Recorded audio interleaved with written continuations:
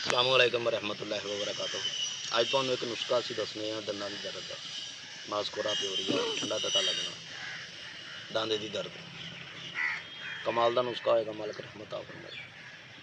हिलदे हुए दंदां नूं अलहमदुलिल्लाह पलास वांगू मजबूत करता है। इनू मुसलसल इस्तेमाल अगर तुसीं करोगे दोबारा दंदां की कोई भी प्रॉब्लम तुहाडी नहीं रहेगी। इनू देसी हर्बल ट्यूब भी कहा जाता है।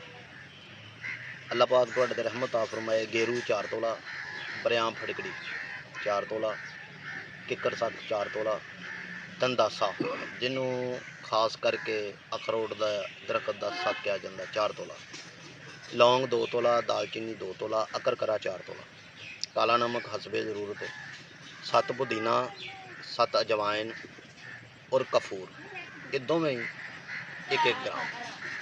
तमाम चीज़ों कुट पीस लवो। मालिक रहमत फरमाए। 7 जोड़े ने बाद शामिल कर दिया जी। तुहाडा एक मंजन देसी तैयार हो गया।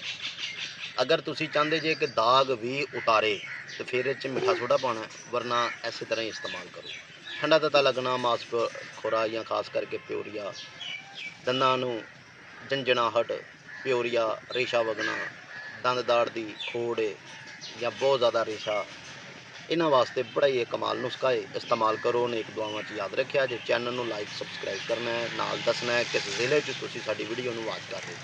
मिलते हैं इस तरह को अगली वीडियो लैके। उम्मीद देर तक मुहब्बतां दी याद रखिया जे। अल्लाह हाफ़िज़।